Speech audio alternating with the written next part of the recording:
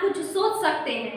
अगर आप कुछ सोच सकते हैं तो यकीन मानिए आप उसे कर भी सकते हैं। हेलो दोस्तों, मैं राधा कुमारी आप सभी को अनु जनरल स्टडी में स्वागत करती हूँ। दोस्तों, आज हम भारतीय संविधान की अनुसूची के बारे में पढ़ेंगे। देखिए, भारतीय संविधान में एक ऐसा लिस्ट दिया गया है, जैसे कि अनुसूची करके एक अलग अलग लिस्ट बना दिया गया है, ठीक है, जो कि 12 को अनुसूची है। जो हमारा मूल संविधान था, यानी जो 26 जनवरी 1950 ईस्वी को जो संविधान लागू हुआ, उस समय हमारे जो संविधान था उसमें 8 अनुसूचियां थी, ठीक है। अब धीरे धीरे करके क्या हुआ कि आगे आते आते 12 अनुसूचियां बन गई, ठीक है।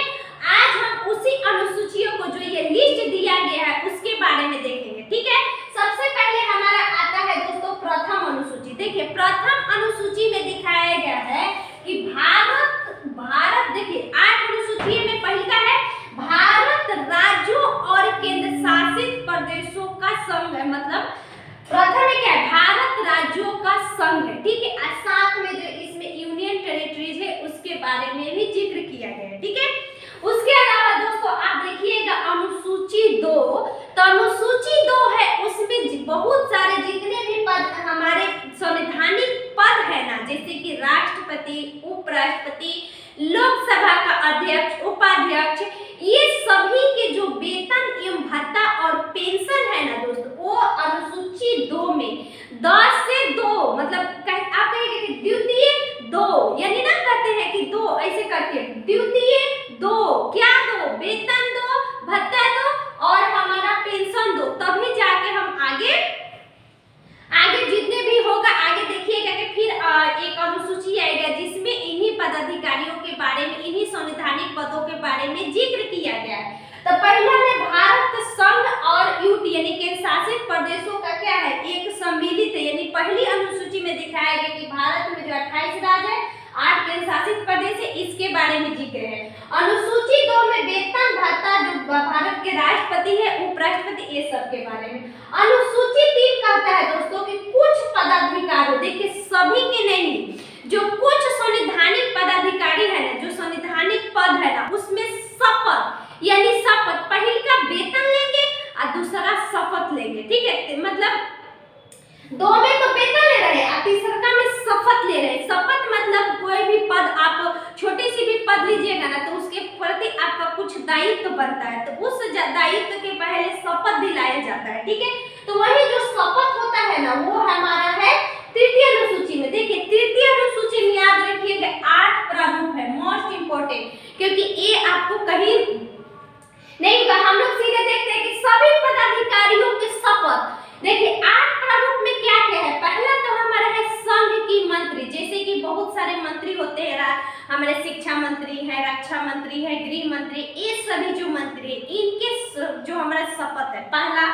दूसरा है दोस्तों संसद निर्वाचित, जो हम लोग संसद में निर्वाचित सदस्य भेजते हैं ना, जैसे कि जो लोकसभा का चुनाव होता है तो उसमें जो निर्वाचित सदस्य होते हैं उन लोग का। फिर उसके बाद संसद सदस्य में जो 12 सदस्य हमारे राज्यसभा में क्या होते हैं, मनोनीत होते हैं, उनका, ठीक है, उनके शपथ का। फिर चौथा है हमारा सुप्रीम कोर्ट के न्यायाधीश और जो हमारा नियंत्रण एवं महालेखा परीक्षक है, उनका बारे में, ठीक है। उसके अलावा राज्य के मंत्री, ठीक है। उसके अलावा राज्य विधानमंडल के जो सदस्य होते हैं, जो राज्य विधानमंडल में जितने भी विधानसभा हो, विधान परिषद हो, उनके सदस्यों का जो होता है इसमें क्या होता है, शपथ होता है। उसके अलावा राज्य की जो सदस्य होते हैं, जो विधायक होते हैं ना, उनको, ठीक है, जैसे कि जो मनोनीत किए जाते हैं, जैसे विधानसभा में भी मनोनीत किए जाते हैं, विधान परिषद में भी मनोनीत किए जाते हैं, ठीक है, तो उनका। फिर उसके बाद हाई कोर्ट के न्यायाधीश का। इसके अलावा दोस्त याद रखिएगा कि क्वेश्चन पूछा गया प्रीवियस ईयर में कि भारत के राष्ट्रपति का शपथ ऑप्शन में दे दिया गया है आपका तृतीय अनुसूची, ठीक है। जैसे कि पुट नहीं दिया जाता है कि भारतीय संविधान की तृतीय अनुसूची में किन किन व्यक्तियों का शपथ का है, तो पहले का में दे देगा संघ के मंत्री, दूसरा का दे दिया कैग, तीसरा दे दिया हाई कोर्ट के न्यायाधीश, चौथा दे दिया आपका भारत के राष्ट्रपति, भारत के उपराष्ट्रपति। तो याद रखिएगा जो हमारा भारत के राष्ट्रपति के शपथ का इसमें अपनी तरह से एक अनुच्छेद दिया गया। अनुच्छेद कौन सा है? अनुच्छेद 60। ठीक है, याद रखिएगा। अब आता है दोस्तों चौथी अनुसूची। तो चौथी अनुसूची में हमारा होता है, देखिए पहला तो हमारा होता है प्रथम द्वितीय तृतीय, याद हो गया क्योंकि एक साथ प्रथम को याद ना द्वितीय तृतीय एक साथ कनेक्ट करके याद रखिएगा। चौथे में हमें राज्यसभा में जो सदस्य होते हैं ना, जो राज्यसभा में जो सदस्यों को भेजा जाता है वो हमारा राज्य और संघ शासित प्रदेश, जो हमारा जहाँ पे विधानसभा है, जैसे कि कहाँ विधानसभा है? दिल्ली, पुडुचेरी, अब वर्तमान आने वाला समय में जम्मू कश्मीर में भी विधानसभा होगी, तो वहाँ के सदस्य जो राज्यसभा में प्रतिनिधि के रूप में जाते हैं उनका विवरण दिया गया है चौथी अनुसूची में। याद रखिएगा चौथी अनुसूची में। ठीक है, और जो हमारे राज्यसभा के सदस्य है इनको तो विधानसभा के सदस्यों के द्वारा ही चुना जाता है। ठीक है, तो इसलिए देखिए यूपीएससी का आप प्रीवियस ईयर बनाइएगा तो वहां पे क्वेश्चन पूछा गया था कि चौथी अनुसूची में क्या राज्यों के सदस्यों का राज्य सभा के राज्यों के सदस्यों को चुना जाता है। ये तो सही है, और दिया है कि यूनियन टेरिटरीज के सदस्यों को नहीं चुना जाता है। तो आप फुट में मारिएगा नहीं चुना जाता है, इसे कहाँ लिखा गया? इसमें तो लिख रहा है कि यूनियन टेरिटरीज जहाँ विधानसभा उनके सदस्यों को भी चुना जाता है। तो चौथी में राज्यसभा के लिए सीटों का आवंटन। ठीक है, उसके बाद दोस्तों पांचवी आइएगा, तो पांचवी जो है हमारा एससी एसटी, जो हमारा एससी एसटी नहीं ये अनुसूचित जाति अनुसूचित जनजाति के जो सदस्य हैं उनके पास विशेष, यानी जो अनुसूचित जाति अनुसूचित जनजाति है इनके विशेष प्रशासन एवं नियंत्रण के बारे में आपको याद रखना है। हमारा पांचवी अनुसूची में क्या दिया गया है इनके बारे में बताया गया है। ठीक है, पांचवी अनुसूची में। उसके अलावा दोस्तों अब छठी अनुसूची देखिएगा, असम, मेघालय, त्रिपुरा, मिजोरम, ये राज्यों के हैं, यानी राज्यों को करके याद रखना है कि पांचवी में जो है हमारा जो राज्य है ना, राज्य और जितने भी भारत में जितने भी राज्य थे उसका अनुसूचित जाति अनुसूचित जनजाति के विशेष प्रशासन और नियंत्रण के बारे में दिया गया। ठीक है, आज छठी जो है दोस्तों उसमें चार, मुख्यतः चार याद रखना कि चार जो है ना उसको छाट दिया गया, असम, मेघालय, त्रिपुरा, मिजोरम। देखिए आप इसको याद कैसे रखिएगा, आपको याद रखने के लिए जैसे कि आप इधर पूर्वोत्तर के हमारा राज्य देखिएगा दोस्तों, पूर्वोत्तर के राज्य में यहाँ पे आता है असम, यहाँ पे आ जाता है मेघालय, फिर आ जाता है त्रिपुरा, तब आ जाता है मिजोरम। तो ये जो क्षेत्र होते हैं ना सीधे, यानी आप मैप जब देखिएगा तो पहले आता है असम, मेघालय, त्रिपुरा, मिजोरम। तो यही चार जो है ना इनको विशेष अनुसूची, एक छठी अनुसूची में अनुसूचित जनजाति के लिए। ठीक है, देखिए पांचवी में अनुसूचित जाति और जनजाति दोनों, लेकिन छठी में केवल अनुसूचित जनजाति के लिए जो चार राज्य है। उसके अलावा अब याद रखना दोस्तों सातवीं अनुसूची। देखिए सातवीं अनुसूची में शक्तियों का बंटवारा, शक्तियों के बंटवारा में हमने कहाँ पढ़ा था, जो हमारे ऑस्ट्रेलिया के संविधान से लिया गया था शक्तियों का बंटवारा। तो शक्तियों का विभाजन, यानी जो शक्ति है ना वो उसको तीन भागों में बांट दिया गया। ठीक है, पहले हमारा एक अभी वर्तमान में चौथी विभाग आ गया जिसको हम लोग अवशिष्ट शक्तियां कहते हैं, लेकिन ये वर्तमान में कुछ दिन पहले क्या हुआ कि बहुत सारे कानून आने लगे, जैसे कि इंटरनेट है, साइबर अपराध है। ठीक है, तो अब वर्तमान की घटना में सब बढ़ती चली गई, तो एक अलग अनुसूची बनाई गई अवशिष्ट सूची। ठीक है, तो याद रखिएगा सातवीं अनुसूची हमारा तीन, संघ सूची, राज्य सूची, समवर्ती सूची। तो संघ सूची में दोस्तों हमारा आ जाता है जिस पर संघ का मतलब होता है केंद्र, जिस पर केंद्र सरकार कानून बने। ठीक है, इसमें क्या होता है कि पहले जो था दोस्त उसमें 97 विषय थे। 97 विषय का मतलब कि 97 वो जैसे कि रक्षा एक अलग विभाग है, उसके अलग डाक एक अलग विभाग है, बैंक एक अलग विभाग है, विदेशी मामले एक अलग है, शेयर सूचकांक एक अलग है, ये 5 हम बोल दिए। इसी प्रकार 1907 दिया गया है किसको, संघ के बारे में मूल संविधान में, लेकिन आगे आकर अभी क्या हो कि वर्तमान में इसमें 100 हो गए हैं। ठीक है, उसके अलावा दोस्तों आता है हमारा राज्य सूची।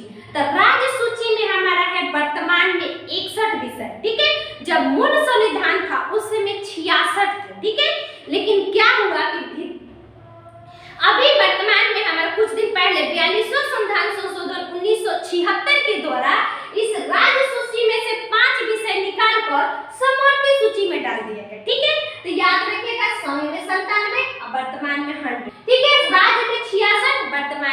अब आता है दोस्तों समवर्ती सूची। तो समवर्ती सूची में हमने अभी बताया कि जो उसमें से 5 थे इसमें आके जोड़ दिया गया।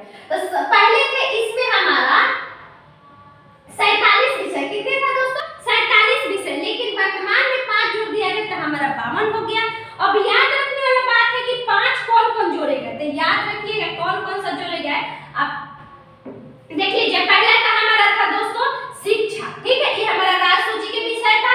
इसको उठाकर 42वां संविधान संशोधन 1976 के द्वारा समवर्ती सूची में ले गए शिक्षा।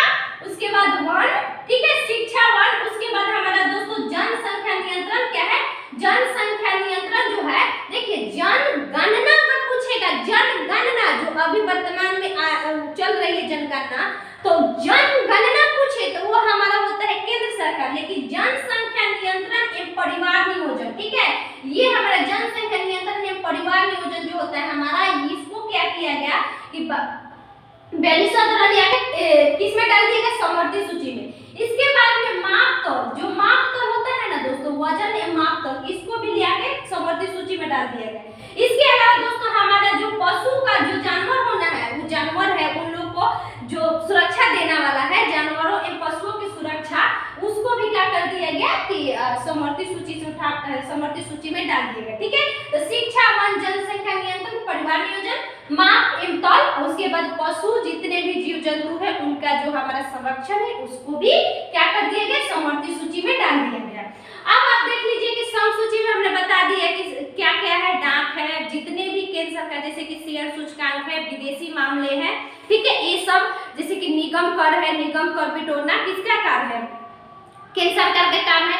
अब आइएगा आप राज्य सूची में, तो राज्य सूची में जैसे कि आपका आ जाएगा लोक स्वास्थ्य, लोक कल्याण, ठीक है, वर्तमान में साफ सफाई जो होते हैं, कृषि कर होता है, जो मनोरंजन कर होता है, ये राज्य सरकार का कार्य होता है। इसके अलावा दोस्तों एक अपवाद में याद रखिएगा, जैसे कि राज्य का पुलिस तो खुद का रहता है राज्य का, लेकिन एक हमारा जो रेलवे पुलिस होता है आरपीएफ, इसको ये भी राज्य सूची के विषय होता है, ठीक है, यानी रेलवे पुलिस भी राज्य सूची के विषय है, और ये 5 तो याद ही रखना है, ठीक है। इसके अलावा आप हो गया, अब याद रखना समवर्ती सूची में, तो देखिए समवर्ती सूची में आर्थिक योजना हम पढ़ाए थे कि आर्थिक योजना कहाँ से लिया गया, रूस के संविधान से आर्थिक योजना है। इसके अलावा दोस्तों पूछा गया है आपराधिक मामले, यानी अपराध आप कर रहे हैं तो राज्य सूची तो एक्शन लेगा ही, और उसके बाद केंद्र सरकार भी एक्शन लेगा, ठीक है। उसके अलावा दोस्तों जनसंख्या नियंत्रण, इसको हम देख लिए जनसंख्या नियंत्रण। उसके अलावा परिवार नियोजन, शिक्षा है 1 है, जो हमारा दंड प्रक्रिया है, यानी दंड हमारा राज्य सरकार भी दे सकती है, केंद्र सरकार भी दे सकती है, ठीक है। उसके अलावा आता है विवाह, तलाक चाहे गोद, जो गोद निषेध होता है ना, गोद लेने जो हम लोग डोलोजी वाला पढ़ेंगे कि गोद प्रथा को निषेध कर दिया था, वही गोद समवर्ती सूची में है। तब याद रख लीजिए 7वीं में 3, 7वीं अनुसूची में 3 सूची, ठीक है। देखिए आप समवर्ती सूची के बारे में जानेंगे, समवर्ती सूची पर अगर विवाद होता है ना, देखिए केंद्र सरकार और राज्य सरकार दोनों कानून बनाएगी, लेकिन अगर केंद्र सरकार और राज्य सरकार में जो होती है विवाद हो जाए तो केंद्र सरकार द्वारा बनाए गए कानून ही मान्य होगा, ठीक है। तो याद रखना है कितने हैं हमारा, संघ राज्य समवर्ती, संघ पे केंद्र, राज्य पे राज्य और समवर्ती पे दोनों, लेकिन विवाद होने के मामले में संघ का जो होती शक्ति ज्यादा होती है, और अवशिष्ट शक्तियां जो है जिसको अभी आर्टिकल 248 में दिया गया है, ये हमारा दोस्तों याद रखिएगा अवशिष्ट शक्ति है, इस पे केंद्र सरकार ही कानून बनाती है, ठीक है। तो केंद्र सरकार, जैसे कि हम पहले भी एग्जांपल दे दिए। अब आता है दोस्तों हमारा 8वीं अनुसूची। 8वीं अनुसूची से संबंधित हम 22 भाषाओं के बारे में एक वीडियो भी लाए थे, जो इसको आपने बहुत प्यार दिया, बहुत अच्छा लगा आप सभी को, उसके लिए बहुत बहुत धन्यवाद। देखिए दोस्तों 8वीं अनुसूची जो है, 8वीं अनुसूची में 22 भाषाओं का जिक्र है, ठीक है। मूल संविधान में इसमें 14 भाषाएं थी, लेकिन वर्तमान कुछ समय आते आते इसमें 22 भाषाएं हो गए, ठीक है। तो इसमें याद रखिएगा कि जो 14 भाषाएं थी उसका हमने मैप के माध्यम से बताया था, अगर आप सभी उस वीडियो को नहीं देखे हो तो प्लीज उसको देख लीजिएगा, ठीक है। अब देखिए अब याद रखिए कि 14 भाषाएं के बाद 15वां भाषा कौन बची था, सिंधी। सिंधी भाषा 21वां संविधान संशोधन 1967 के द्वारा जोड़ा गया। कौन सा, सिंधी जो है दोस्तों, ये हमारा 21वां संविधान संशोधन 1967 के द्वारा जोड़ा गया, ठीक है। उसके बाद आता है दोस्तों हमारा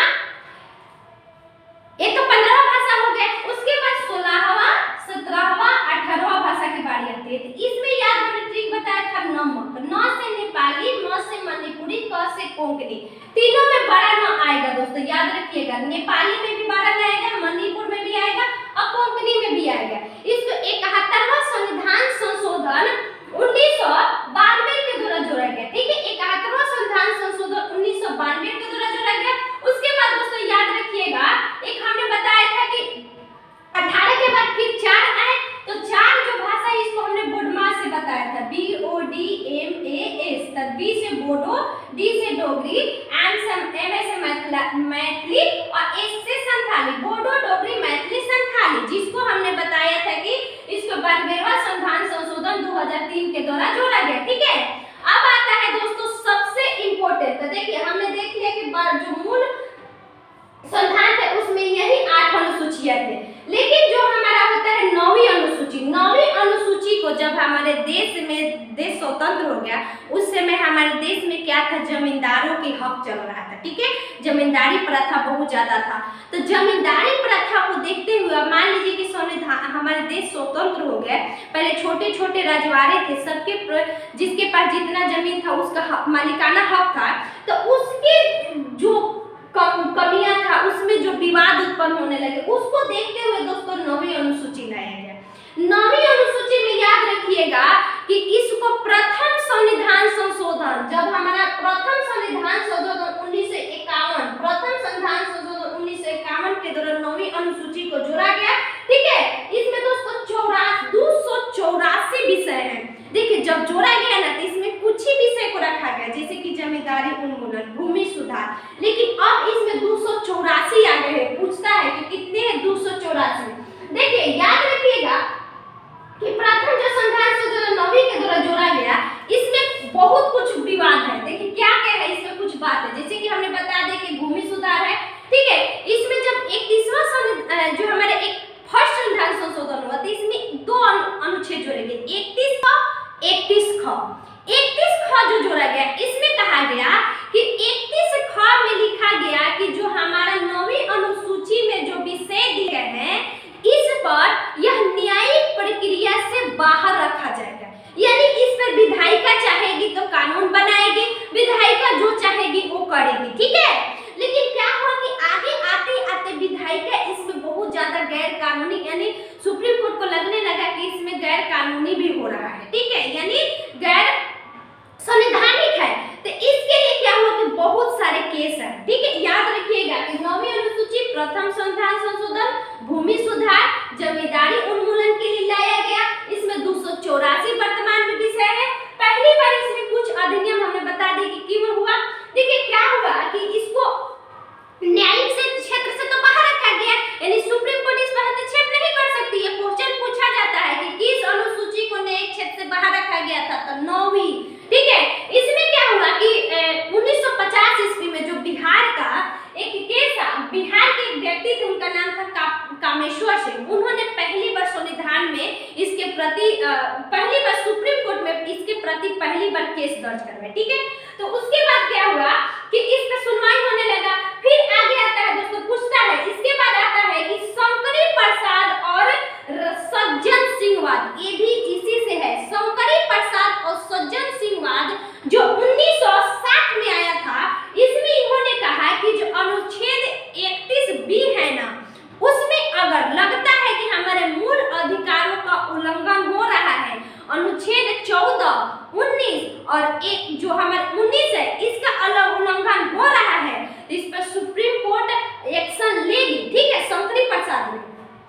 फिर आगे आता है गोलकनाथ, मतलब जो हमने पढ़ा था, इसके लिए प्रस्तावना में भी इन्होंने भी इस पर राय दिया कि इन्होंने 1967 में आए, तो इन्होंने कहा कि यह न्यायिक क्षेत्र से बाहर नहीं है, इस पर न्यायपालिका अपना रुख दे सकती है। फिर उसके बाद केशवानंद भारतीवाद से भी संबंधित है। फिर उसके बाद आता है दोस्तों सबसे इंपॉर्टेंट, इसका नाम है I.R. कोहिलू, जो तमिलनाडु से I.R. कोहिलू बनाम तमिलनाडु। सबसे इंपॉर्टेंट जो इसी दोस्तों आया था, याद रखिएगा 11 जनवरी 2007, इसका डेट भी कूट में देता है। ठीक है, 11 जनवरी 2007 ईस्वी को जब ये केस आया तमिलनाडु में, तो इसमें कहा गया, इसमें भी वही बात कहा गया कि अगर कोई भी 9वीं अनुसूची में दिया गया अधिनियम मूल अधिकार का उल्लंघन करेगी, यानी भाग 3 का उल्लंघन करेगी, 14 है उसमें समान न्यायिक संरक्षण है हमारे देश से। हमने पढ़ा था ना कि समान संरक्षण यानी कानून अगर सबके लिए तो सबके लिए समान होना चाहिए। तो अगर इसका उल्लंघन कर रही है, 19 का उल्लंघन कर रही है, इसके अलावा 21 का उल्लंघन कर रही है, तो हमारा इसमें सुप्रीम कोर्ट इसमें न्यायिक प्रतिक्रिया देगी। तो कौन कौन से केस याद रखना है? कामेश्वर सिंह बिहार राज्य का थे, उसके अलावा याद रखना है शंकरी प्रसाद, अभी जो यूपीएससी के एग्जाम चल रहा था ना उसमें बहुत ये सब पूछा जा रहा था। उसके अलावा दोस्तों सबसे इम्पोर्टेंट हमने बता दिया था कि IR कोविलो तमिलनाडु, ये बहुत पूछता है, याद रखिएगा। इसमें 284 क्या थे? 284 अभी इसमें अधिनियम है, ठीक है। 284 को दिया गया है कि इस पे ही कानून बनाया जा सकता है 9वीं अनुसूची में। अब आता है दोस्तों 10वीं अनुसूची। देखिए 10वीं अनुसूची में दल बदल है। इसको 52वां संविधान संशोधन, पहला संविधान संशोधन 1951 के दौरान 9वीं अनुसूची। 9वीं अनुसूची इसलिए लाई गई क्योंकि 10 हमारा बता दिए थे कि जस्ट हमारा देश स्वतंत्र हुआ था, गणतंत्र हुआ था, तो हमें तो भूमि के लिए सुधार करना है। उसके बाद 10वीं अनुसूची, देखिए क्या हुआ कि जब हमारे देश में इंदिरा गांधी 1984 ईस्वी में उनकी अचानक मृत्यु हो गई, उसके बाद हमारे देश में उनके पुत्र राजीव गांधी हम प्रधानमंत्री बने। उस समय क्या हो कि बहुत छोटे छोटे क्षेत्रीय दल हो चुके थे। तो क्षेत्रीय दल जो हो रहे थे ना, जितने भी दल थे वो पार्टी बदल रहे थे। तो उसी समय क्या हो कि एक कानून है जिसको हम लोग दल बदल निरोध कानून कहते हैं, यानी 10 से 10 दल बदल, ठीक है। कब? 52वां संविधान संशोधन 1985। कितना बार पूछा गया इसका अंदाजा नहीं लगा सकते हैं, याद रखिएगा। एक कब पास हुआ था? 15 फरवरी 1985, ये भी पूछता है। 15 फरवरी 1985 ईस्वी को दल बदल जो था ये कानून हमारे पारित हुआ था। देखिए इसमें कहा गया कि अगर कोई दल, अगर कोई पार्टी, अगर कोई व्यक्ति चाहता है कि हम दल बदले, तो आप चुनाव के पहले दल बदलिए, ठीक है। ये दल बदल में कहा गया कि चुनाव होने वाला है उसके पहले आप दल बदल लीजिए। अगर चुनाव होने के बाद, जीतने के बाद अगर आप दल बदलते हैं तो आपकी सदस्यता क्या हो जाएगी? छीन ली जाएगी, यानी रद्द कर दी जाएगी, ठीक है। ये कहता है दल बदल निरोध अधिनियम 10वीं में। अब आता है दोस्तों 11वीं। तो देखिए 11वीं अनुसूची के बारे में आप पढ़ेंगे कि पहले हमारे देश में जो पंचायती राज अधिनियम आया था उसमें एक व्यक्ति थे MN सिंघवी।